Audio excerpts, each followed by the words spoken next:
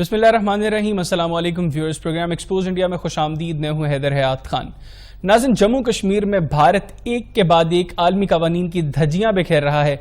गुज़िश्ता कई हफ्तों से भारत मुसलसल और तेजी के साथ नॉन कश्मीरीज को डोमिसाइल इशू कर रहा है, जिसका मकसद है जम्मू कश्मीर की आबादी के तनासुब को बिगाड़ना। प्रोग्राम के पहले से हम इस पर बात करेंगे कि इन आलमी कवानीन को जिस तरीके से भारत सबोताज कर रहा है, उनकी धज्जियां बिखेर रहा है, इसको कैसे रोका जा सकता है। इसके अलावा बात करेंगे कि मौजूदा सिनेरियो में जम्मू कश्मीर के हालात को सामने रखते हुए क्या ये माहौल ठीक रहेगा कि इस माहौल में दो तरफा या सह तरफा मुज़ाकरात हों कश्मीर के मामले पर। इसके अलावा बात करेंगे जो भारतीय मीडिया और भारतीय हुकूमत मुसलसल गिलगित बल्तिस्तान के इशू को आजाद कश्मीर के इशू के साथ जोड़ने की कोशिश कर रही है। तो दोनों रियासतों में, दोनों चीजों में, आजाद कश्मीर में और गिलगित बल्तिस्तान में आईनी तौर पर फर्क क्या इनकी हैसियत में, इसको भी डिस्कस करेंगे। और बात करने के लिए हमारे साथ आज टेलीफोन लाइन पर मौजूद हैं सरदार मसूद खान साहब, सदर हैं आजाद जम्मू कश्मीर के। सरदार साहब, thank you very much for your time.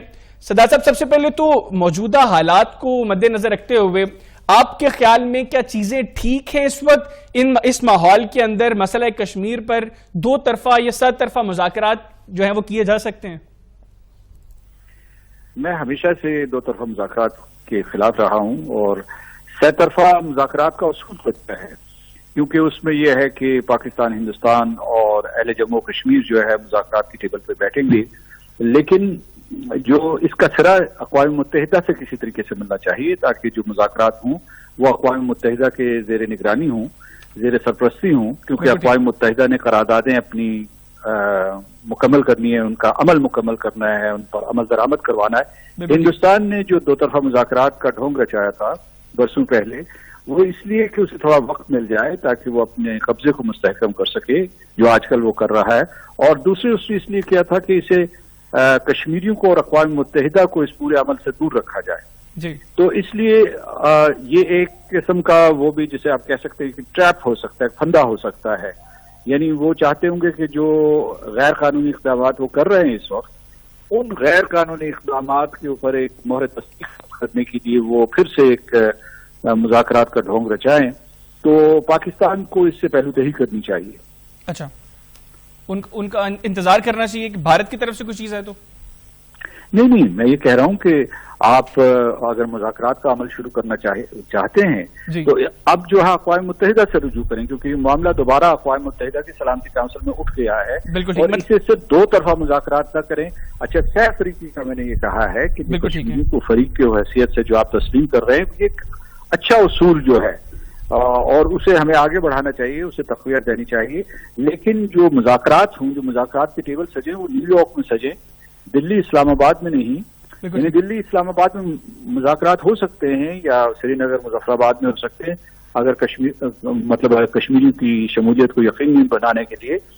लेकिन इनका जो है पूरे का पूरा ढांचा जो है वो अक़वाम मुत्तहिदा की जो सलामती काउंसिल की करारदाद है उनसे बाहर नहीं होना चाहिए। बिल्कुल ठीक। अच्छा सरदार साहब, अभी हमने देखा कि मकबूजा कश्मीर में जो दो बड़ी पॉलिटिकल फैमिलीज थी, मुफ्ती फैमिली और अब्दुल्ला फैमिली, वो मकबूजा कश्मीर की हालात को मद्देनजर रखती हुई अभी मोदी हुकूमत के खिलाफ एक पेज पर आ गए। तो ऐसे में अब जब मकबूजा कश्मीर की सियासी लीडरशिप के भी वही, उनके मुंह में भी वही बात है जो हम कह रहे हैं, जो आप कह रहे हैं, जो पूरी दुनिया कह रही है, तो पाकिस्तान को अब कैसे अपना किरदार अदा करना चाहिए? देखिए, एक तो मैं ये कहूंगा कि ये लोग जो हैं ये कश्मीर के लीडर नहीं हैं, ये कश्मीर को बेचने वाले हैं, ये कश्मीर को बेचने वाले लोग हैं। ये जो शेख अब्दुल्ला की औलाद है या मुफ्ती सईद साहब की, ये सारे के सारे अपने मुफादात के लिए दोबारा जो है रस्साकशी कर रहे हैं या मोर्चाबंदी कर रहे हैं, क्योंकि इनसे तमाम मुराद छीन ली गई हैं। इनको मतलब है तमाम इनकी कसम वादों के बावजूद, इनकी तमाम वफादारियों के बावजूद 5 अगस्त को इनको कैद कर दिया गया था, नजरबंद कर दिया गया, एक एक को रिहा कर दिया गया है। तो शायद हिंदुस्तान जो है इन्हें इस्तेमाल करना चाहता हो या ये खुद इस्तेमाल होना चाहते हो ताकि ये दोबारा जो है इनको कोई इनकी कबूलियत हो, इनको किसी किस्म का कोई जो है कोई पजीराई हो कश्मीरियों में। तो इन लोगों ने अहले जम्मू कश्मीर को कई मरतबा धोखा दिया है, ये फिर एक नया भेस बदल के आ रहे हैं। जो पाकिस्तान है उसका मौक़िफ़ बहुत वाज़ेह हुआ है, बल्कि वाज़ेह तर हुआ है 5 अगस्त के बाद, और वो ये है कि ये एक बैनुल-अक़वामी मामला है, इसे अक़वाम मुत्तहिदा की सलामती काउंसिल को हल करना चाहिए, क्योंकि हिंदुस्तान इसे یونیلیٹرل یا یک طرفہ معاملہ کہتا ہے یا اندرونی معاملہ کہتا ہے، اور اب اگر اسے کوئی مشکلات ہو رہی ہوں تو وہ چاہتا ہوگا کہ اسے دو طرفہ مذاکرات کا رنگ دے دیا جائے. جو پاکستان کی طرف سے ایک شرط عائد کی گئی ہے وہ ہندوستان کبھی قبول نہیں کرے گا یہ کہ کشمیریوں کو تیسرے فریق کے طور پر قبول کرے. پاکستان کا ہمیشہ یہی موقف رہا ہے اور اقوام متحدہ کی قراردادوں میں بھی یہی لکھا ہے کہ کشمیریوں نے فیصلہ کرنا ہے. تو پاکستان اپنے موقف پہ قائم رہے. جو یہ مسئلہ جو ہے انٹرنیشنلائز ہوا ہے تو اسے انٹرنیشنل فورمز میں رہنے دے، اور بلکہ وہاں جو ہے وہاں اپنے کردار کو مؤثر بنائے تاکہ کشمیر میں قتل عام رک سکے، تاکہ جو سیٹلر کولونیلزم جس کا آپ نے ذکر کیا اپنے تعارفی جملوں میں اسے ختم کروایا جا سکے. جس طریقے سے کشمیریوں سے ان کی زمین چھینی جا رہی ہے، جس طریقے سے ان کو جو ہے اپنے گھر میں بے گھر کیا جا رہا ہے، اس عمل کو روکا جائے. بالکل ٹھیک. اچھا سردار صاحب، جو آپ اقوام متحدہ کی بھی بات کر رہے ہیں تو ابھی ہم نے دیکھا کہ بھارت مسلسل ایک کے بعد ایک تو اقوام متحدہ کی قراردادوں کی خلاف ورزی کر رہا ہے، عالمی قوانین کی دھجیاں بکھیر رہا ہے. ابھی گزشتہ چند مہینوں سے انہوں نے ڈومیسائلز کا اجرا کرنا شروع کیا جو نان کشمیریز کو وہاں پہ وہ ان کی آبادی کے تناسب کو، کشمیر کی آبادی کے تناسب کو بگاڑنے کے لیے نان کشمیریز کو ڈومیسائلز ایشو کر رہے ہیں. اب گزشتہ کچھ ہفتوں سے اس میں بہت تیزی آ گئی ہے، جو تعداد پہلے ہزاروں میں تھی اب وہ لاکھوں میں جا چکی ہے. تو ایسے میں اگر بھارت مسلسل ایک کے بعد ایک عالمی قوانین کی دھجیاں بکھیرتا رہے گا تو اس کو روکا کیسے جائے گا، اس کو نکیل کیسے ڈالی جائے گی؟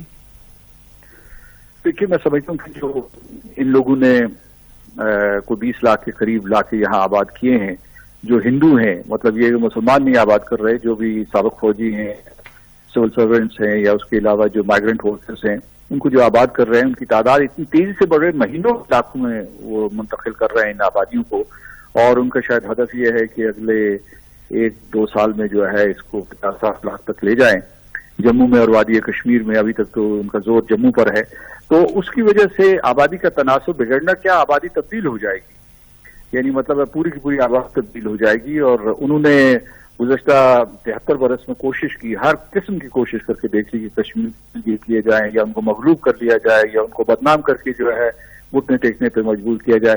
لیکن ان کا چونکہ کوئی بھی حربہ کامیاب نہیں ہوا تو اب انہوں نے کہا ہے کہ آبادی ہی بدل دو اور اس قوم کو بھی بدل ڈالو یا اس کی حیث تبدیل کر دو. تو کہنے کا مطلب آپ کا سوال یہ ہے کہ اسے روکا کیسے جا سکتا ہے؟ روکا ایسے جا سکتا ہے کہ پاکستان اور آزاد کشمیر کے عوام اٹھیں، باہر جو پاکستانی ہیں کشمیری ہیں وہ اٹھیں، اور بین الاقوامی برادری سے جو ہے سیاسی سطح پہ رابطے کیے جائیں، یعنی صرف سفارتی سطح پہ نہیں، سیاسی سطح پہ، اس میں دنیا بھر کی پارلیمنٹس ہیں، دنیا بھر کے جو سول سوسائٹی گروپس ہیں. جب تک آپ اس بلندی پہ اور اس نہج پہ اس آزادی کشمیر کی نہج کو لے کے نہیں چلیں گے، یہ ہندوستان جو ہے یہ اس قسم کے غیر قانونی اقدامات کرتا رہے. بالکل ٹھیک. اچھا سردار صاحب، اب ایک کے بعد ایک عالمی جریدے اور عالمی ادارے وہ بھارت کا مکروہ چہرہ بھی بے نقاب کر رہے ہیں، لیکن کہیں نہ کہیں یہ تاثر بھی ہے کہ پاکستان اس سطح پر جا کر بھارت کو ایکسپوز نہیں کر رہا انٹرنیشنلی. گو کہ گلوبلی بھارت ایکسپوز ہو رہا ہے اور بہت بری طرح ایکسپوز ہو رہا ہے، لیکن پاکستان اس طریقے سے ایکسپوز نہیں کر پا رہا جو موجودہ حالات کو مد نظر رکھتے ہوئے جس طریقے سے پاکستان کو کام کرنا چاہیے. تو جب عالمی ادارے یہ کہہ رہے ہیں، عالمی جریدے یہ کہہ رہے ہیں کہ بھارت یہ غلط حرکتیں کر رہا ہے، اس طرح مائنورٹیز کے ساتھ بھارت وہاں پر برا سلوک کر رہا ہے، تو اس سارے سینیریو میں اب ہمیں مزید کس طریقے سے بھارت کو ایکسپوز کرنا چاہیے؟ دیکھیے، سفارتی سطح پہ پاکستان خاصا متحرک رہا ہے. سفارتی سطح سے میری مراد یہ ہے کہ اقوام متحدہ کی سلامتی کونسل میں، یہ جنرل اسمبلی میں یا ہیومن رائٹس کونسل میں جس طریقے سے وہاں مسئلہ اٹھایا جاتا ہے، اٹھایا جا رہا ہے. لیکن جو سیاسی سطح پہ جو ہے ہم تھوڑا پیچھے ہیں. سیاسی سطح سے میری مراد یہ ہے کہ عوامی سطح پہ یا پارلیمنٹس کی سطح پہ یا جماعتوں کی سطح پہ اس مسئلے کو اٹھانا چاہیے. اور اگر ہم ایسا نہیں کریں گے تو یہ مغربی جرائد جو ہیں یا مغربی پارلیمنٹس وہ بھی ہمارا ساتھ کچھ عرصے کے بعد چھوڑ دیں گے. تو اس لیے آپ نے صحیح نقطہ اٹھایا ہے کہ ہمیں اس پورے کے پورے مسئلے کو جو ہے وہ بہت ہی کریٹیکل پچ پہ لے جانا چاہیے. اچھا سردار صاحب، آخر میں یہ بھی بتائیے گا کہ ابھی جو گلگت بلتستان کا جو ایشو ہے اس کو بھارت اور طریقے سے اپنے میڈیا پر دکھا رہا ہے، بھارتی میڈیا، بھارتی حکومت اس کو اور طریقے سے پورٹرے کر رہے ہیں. تو ابھی جو گلگت بلتستان اور آزاد جو کشمیر کی ریاست ہے اس میں آئینی طور پہ دونوں کی حیثیت میں فرق کیا بیسکلی؟ دیکھیے، گلگت بلتستان کے لوگ یہ کہتے ہیں کہ ویسے تو یہ ہے کہ پورے کا پورا ہم جموں کشمیر کو ایک اکائی مانتے ہیں اور اس میں جو ہے ہم وہ گلگت بلتستان، آزاد کشمیر، لداخ، جموں اور کشمیر کو شامل کرتے ہیں. تو ہم سمجھتے ہیں کہ یہ ایک اکائی ہے اور یہ اکائی برقرار ہے. گلگت بلتستان کے لوگ یہ کہتے ہیں کہ انہوں نے 1947 میں ہی پاکستان کے ساتھ الحاق کر لیا تھا. اور جو جموں اور کشمیر کے لوگ ہیں من حیث مجموعی طور پر انہوں نے کیا تھا کہ 19 جولائی 1947 کو انہوں نے فیصلہ کیا تھا کہ وہ پاکستان کے ساتھ الحاق کرنا چاہتے ہیں. تو مطلب ان کی خواہشات یا ایسپریشنز میں کسی قسم کا کوئی فرق نہیں ہے. جہاں تک ان کے اسٹرکچر کا تعلق ہے تو اس میں فرق ہے کہ آزاد کشمیر میں جو ہے ایک ریاست قائم ہے، اور یہ ریاست جو ہے قسم کا بیس کیمپ ہے جس کا بنیادی مقصد یہ ہے کہ تحریک آزادی کشمیر، تحریک خود ارادیت کشمیر کو جو آگے بڑھائے. تو اس کے لیے، اور اسی طریقے سے گلگت بلتستان کے بھی شانہ بشانہ اسی مقصد کے لیے آگے بڑھتے رہے ہیں.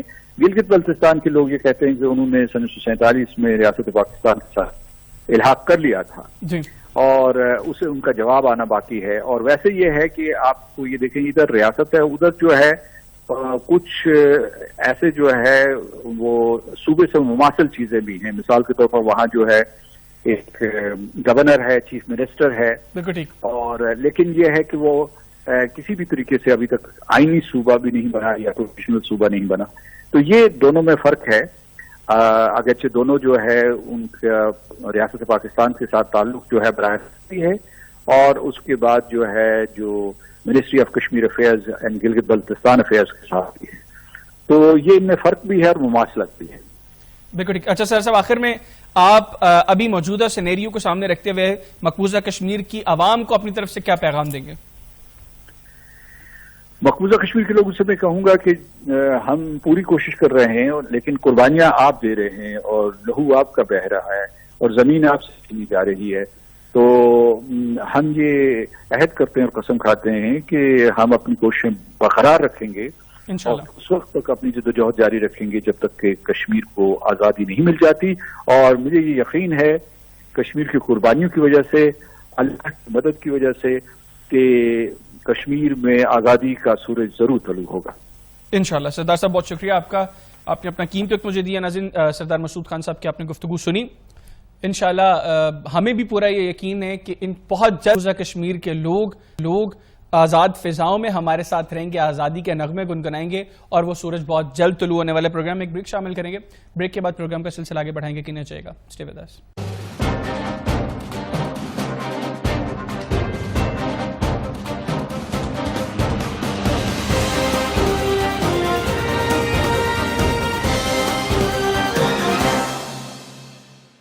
ہیں ان حالات میں دو طرفہ بات چیت ہو سکتی ہے یا نہیں، اس کے اوپر بات کریں گے. اور بات کرنے کے لیے بھی ہمارے ساتھ ٹیلی فون لائن پر موجود ہیں نورین فاروق ابراہیم صاحبہ، ممبر ہیں قومی اسمبلی کی پاکستان تحریک انصاف سے ان کا تعلق ہے، اور کشمیر کمیٹی کی بھی یہ ممبر ہیں. نورین صاحبہ، thank you very much for your time.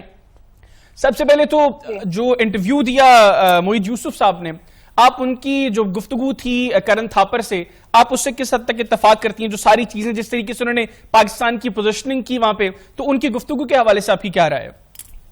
جی بالکل، انہوں نے بڑے مؤثر انداز میں ہر چیز بیان کی ہے معید یوسف صاحب نے، اور میرا خیال ہے انہوں نے بڑا بولڈلی، بڑا کیٹیگوریکلی انہوں نے بتایا ہے کہ کس طرح انڈیا کی انوالومنٹ ہے پاکستان کے اندر، جو ہمارے سیکٹیرینزم اور ہمارے ایتھنک جتنے بھی کلیشز ہوتے ہیں ان سب میں را کی بڑی نمایاں مطلب ایک نظر آتی ہے کہ ان کی انوالومنٹ ہے.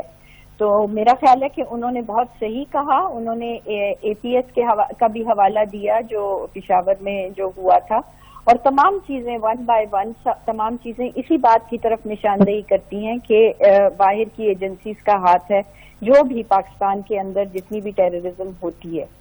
اور جہاں تک کشمیر کی بات ہے، جو انہوں نے پہلا سوال بھی کیا انہوں نے معید یوسف صاحب سے کہ یہ تو انڈیا کا انٹرنل معاملہ ہے. اب آپ دیکھیں کہ ایک خطہ زمین کا جو کہ ڈسپیوٹڈ کہلا رہا ہے، جہاں پر کہ وہ اپنی سیلف ڈٹرمینیشن کے لیے آج دن تک لڑ رہے ہیں، اور وہاں پر 80,000 سے زیادہ بچے جو ہیں وہ آرفن ہو چکے ہیں، 50% سے زیادہ لوگ جو ہیں وہ ذہنی مریض بن گئے ہیں. آج دنیا میں وہ واحد خطہ ہے جہاں پہ عورتوں کا ریپ سب سے زیادہ ہو رہا ہے. تو وہ انڈیا اب دنیا کی آنکھوں میں دھول ڈال کر یہ کہنا چاہ رہا ہے کہ یہ ایک بائی لیٹرل ایشو ہے. تو میرا خیال ہے اس پہ انٹرنیشنل کمیونٹی کو توجہ دینی چاہیے اور یونائٹڈ نیشن سیکورٹی کاؤنسل کو بھی اس طرف توجہ دینی چاہیے کہ کتنا ہیومن رائٹ وائلیشنز ہو رہی ہے وہاں پر. اچھا نورین صاحب آپ کے ساتھ موجود رہی گا. ابھی مجھے ٹیلی فون لائن پر جوائن کیا ڈاکٹر نثار احمد چیمہ صاحب نے، ممبر قومی اسمبلی کے پاکستان مسلم لیگ نواز سے ان کا تعلق ہے اور کشمیر کمیٹی کے بھی ممبر ہیں. ڈاکٹر صاحب thank you very much for your time. Doctor صاحب ابھی مشیر قومی سلامتی معید یوسف صاحب نے جو بھارتی صحافی کو انٹرویو دیا جس میں انہوں نے جس طریقے سے پاکستان کی جو پوسٹرنگ کی، تو آپ کے خیال میں سب سے پہلے تو آپ بھی ذرا بتائیے گا کہ آپ ان کی گفتگو سے آپ کس حد تک اتفاق کرتے ہیں جو انہوں نے سٹانس پاکستان کو پریزنٹ کیا؟ یہ میں آپ کا ذرا ایک بار سوال دہرائیں نا، یہ کس نے انٹرویو دیا جی؟ معید یوسف صاحب نے. میں اصل میں ذرا بتائیں کہ انہوں نے کیا کہا. میں اصل میں چونکہ ہلکے میں ہوں، گاؤں میں ہوں اور سفر مسلسل کر رہا ہوں، میں سن نہیں سکا جی. چلیں ٹھیک ہے، اس انٹرویو کے حوالے سے ہم گفتگو آپ کے ساتھ نہیں کرتے. ڈاکٹر صاحب مجھے یہ بتائیے گا، ابھی جب 5 اگست کے بعد جو کشمیر کے حالات جو پیدا ہوئے اس کے بعد پاکستان مسلم لیگ نواز کی جانب سے ایک بیانیہ یہ آ رہا تھا کہ جو کرنٹ سینیریو بلڈ اپ ہوا ہے کشمیر کے اندر، اس میں تحریک انصاف نے بڑا ڈیمیج کیا کشمیر کاز کو. لیکن ابھی ہم دیکھ رہے ہیں کہ back to back Pakistan Muslim League Nawaz کے جو سپریم لیڈر ہیں وہ جس طریقے سے ہماری ایجنسیز کو ہٹ کر رہے ہیں، آپ کے خیال میں ان کی یہ تقاریر یہ بھی کشمیر کاز کو افیکٹ نہیں کریں گی؟ ایک ہی گزارش یہ ہے کہ 5 اگست کے گزشتہ سال 5 اگست کے بعد جب انہوں نے انڈین گورنمنٹ نے یونیلیٹرلی آرٹیکل 370 ریووک کیا، پہلی بات تو یہ ہے کہ یہ جرت انہیں آج تک نہیں ہوئی پچھلے 72 سال میں جو انہوں نے عمران خان کے دور میں ان کو یہ جرت ہوئی.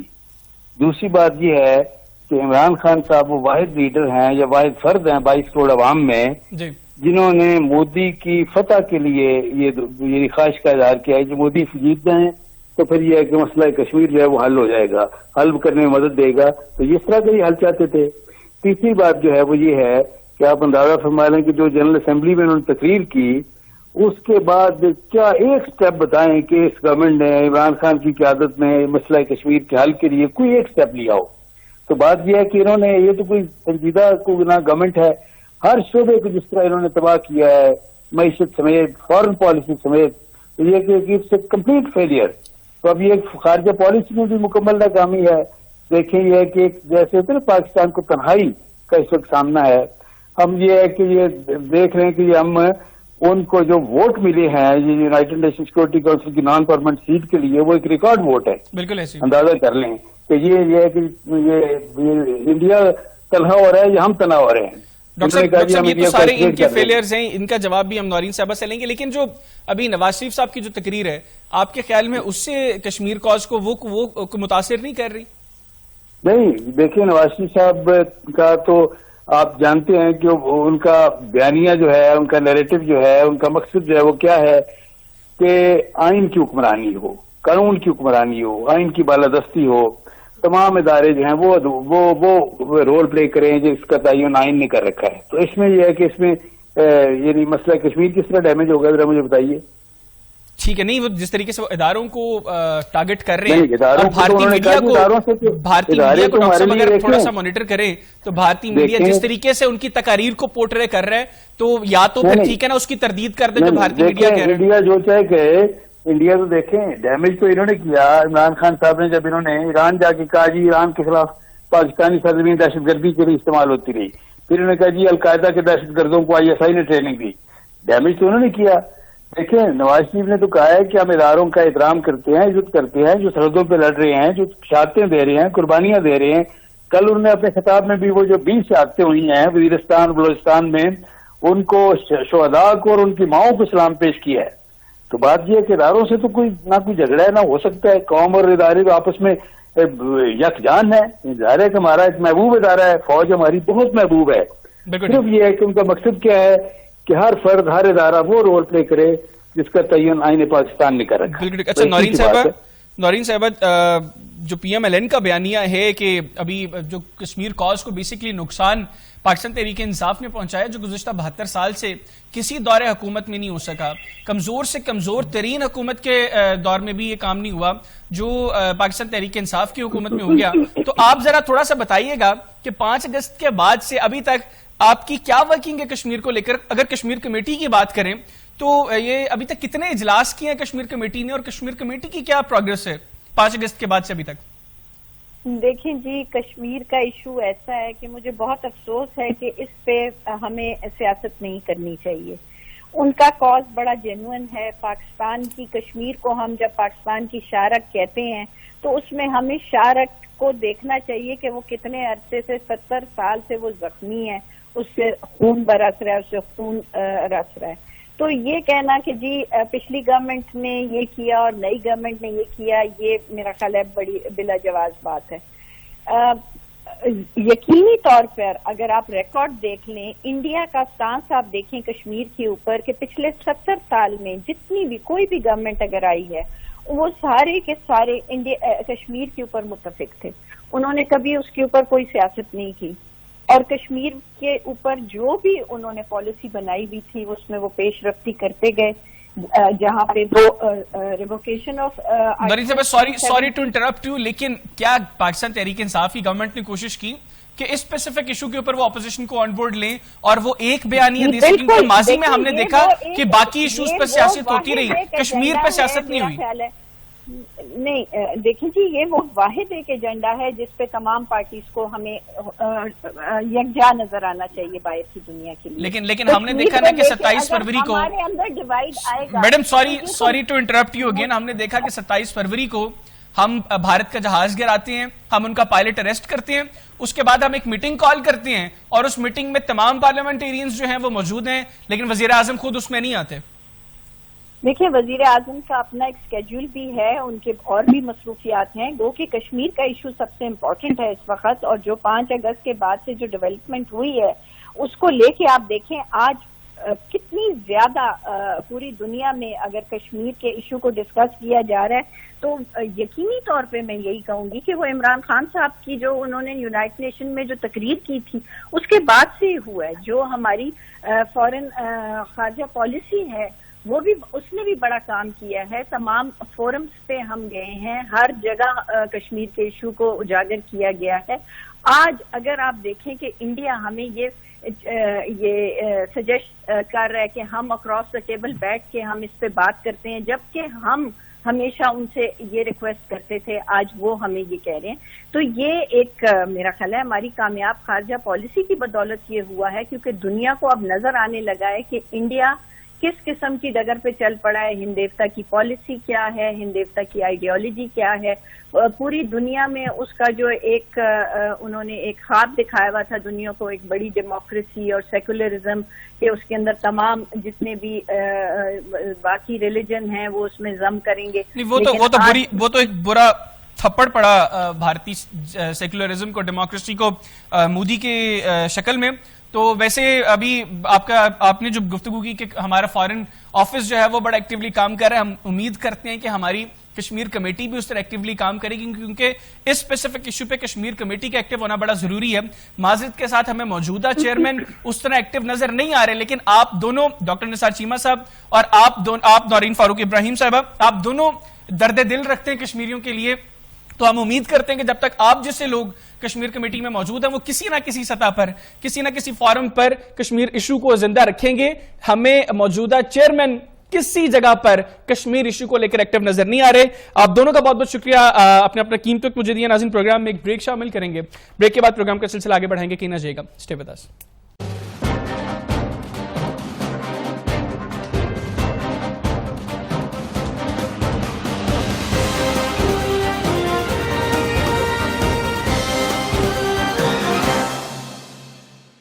تھے وہ کم از کم اس ایشو پر ایک دوسرے کے ساتھ اکٹھے ہوئے ہیں مودی حکومت کے خلاف. اس کے اوپر بات کریں گے، اور بات کرنے کے لیے میرے ساتھ ٹیلی فون لائن پر موجود ہیں سردار عتیق احمد صاحب، قائد ہیں مسلم کانفرنس کے، سابق وزیر اعظم آزاد کشمیر کے. سردار صاحب thank you very much for your time.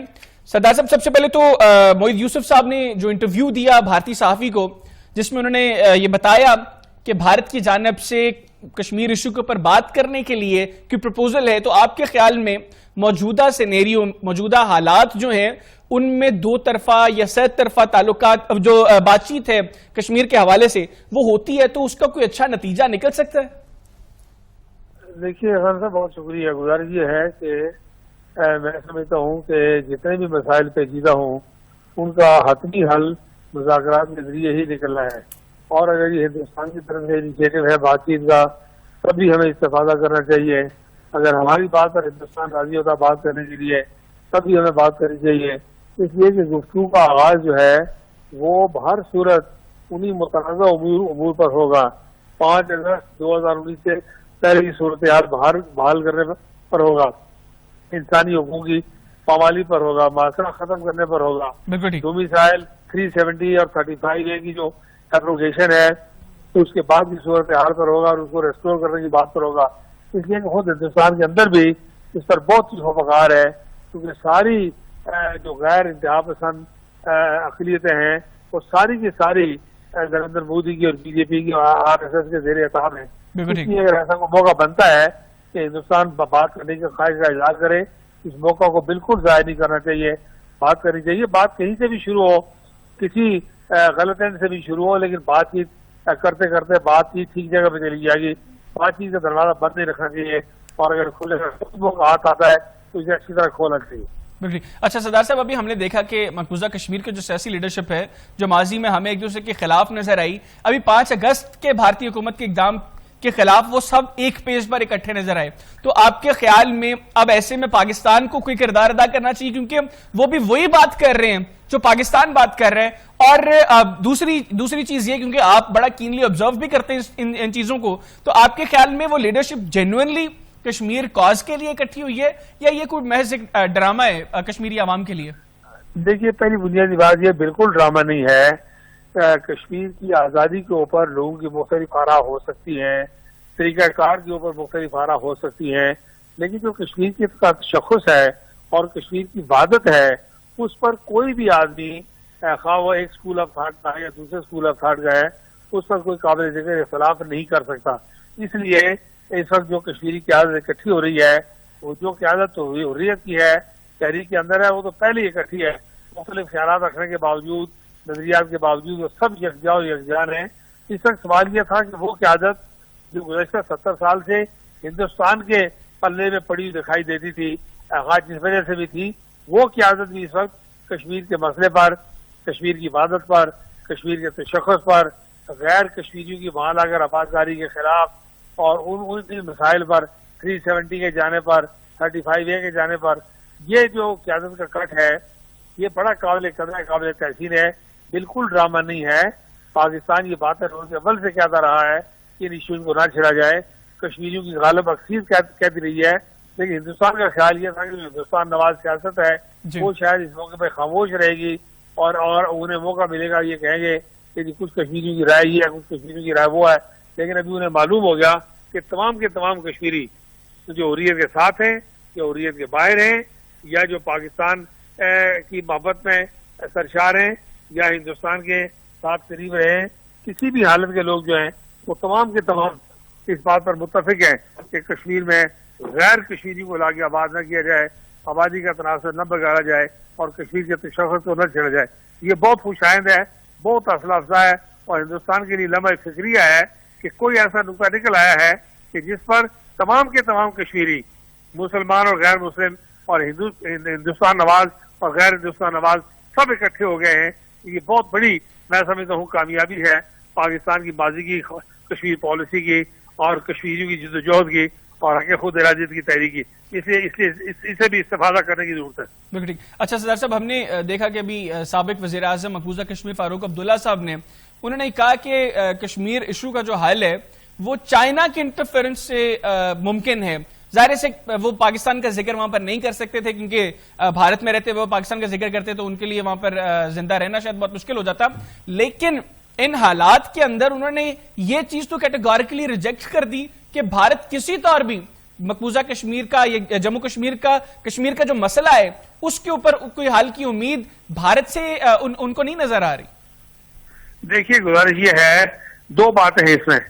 ایک بات تو یہ سمجھنی چاہیے کہ جو اس وقت فاروق عبداللہ نے کی ہے وہ بڑی دانشمندانہ بات ہے، اس لیے کہ نمبر ایک چین اقوام متحدہ کی قراردادوں کے حوالے سے فریق ہے، نمبر دو چین اپنے پڑوسی ہونے کے حوالے سے فریق ہے، نمبر تین چین اقصی چین کے حوالے سے اور پاک چین صنعتی معاہدے کے حوالے سے فریق ہے، نمبر چار چین جو ہے وہ سی پیک کے حوالے سے ایک بڑا طاقتور فریق ہے۔ یہ بات فاروق عبداللہ کا کہنا بالکل دانشمندی کی بات ہے، ان کو یہ بات سمجھ ہے ساری دنیا کو کہ چین کی بات کہنے کا مطلب جو ہے پاکستان کا نام لیے بغیر پاکستان بھی اس میں شامل سمجھا جاتا ہے، اس لیے کہ کشمیر پر اور جتنے علاقائی معاملات ہیں اس پر چین کی قیادت کا اور پاکستان کا موقف تمام معاملات پر جو اصولی موقف ہے وہ پچھلے 70 سال سے ایک ہی جگہ ہے۔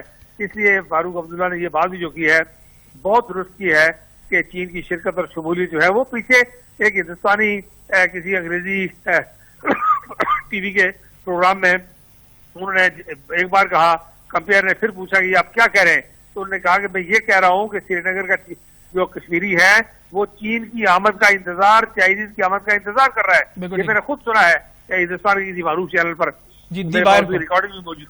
تو یہ جو بات فاروق عبداللہ صاحب نے کی ہے، ڈاکٹر فاروق عبداللہ نے وہ سیزن شخص ہیں، بڑے تجربہ کار شخص ہیں، سال تک وزیر اعلیٰ رہے، ان کے والد وزیر اعظم رہے، وزیر اعلیٰ رہے، ان کا بیٹا وزیر اعلیٰ رہا، تو اتنی بڑی سیاسی شخصیت جب یہ بات کرتی ہے تو بے مقصد نہیں ہے، بالکل بامقصد بات ہے کہ چین کی جو مداخلت ہے، اور مداخلت نہیں بلکہ چین کی جو معاونت ہے وہ مسئلہ کشمیر کے حل میں مددگار ثابت ہو سکتی ہے۔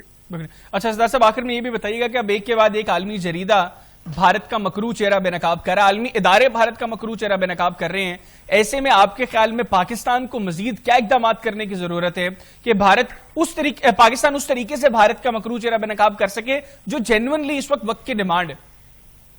دیکھیے ایک بات تو آپ مانیے کہ یہ عالمی جرائد، یہ عالمی تنظیمیں انہوں نے اب بات کرنی شروع کی ہے، ہندوستان کے اصل مکروہ چہرے کو، آر ایس ایس کے چہرے کو، ہندتوا کے چہرے کو، بجرنگ دل کے چہرے کو پہلی مرتبہ اس میں سے نقاب زوردار طریقے سے کھینچا ہے عمران خان نے یونائٹڈ نیشن کی جنرل اسمبلی میں کھڑے ہو کر۔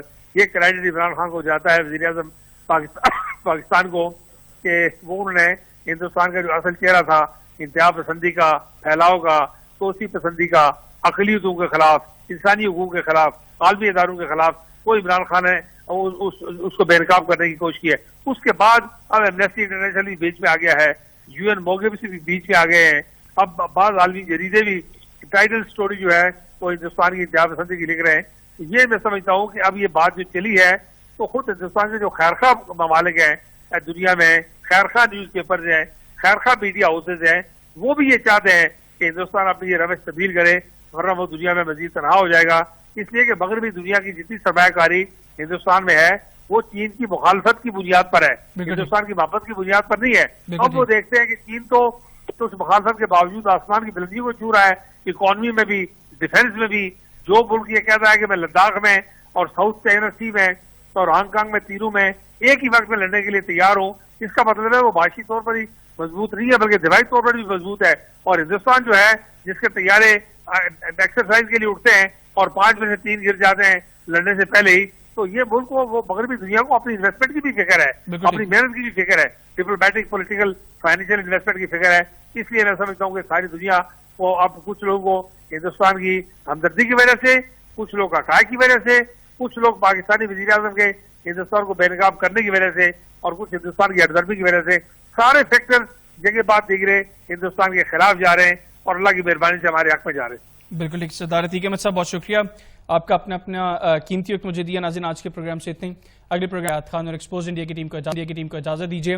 اللہ حافظ۔ پاک فوج زندہ باد، پاکستان پائندہ باد اور کشمیر بنے گا پاکستان۔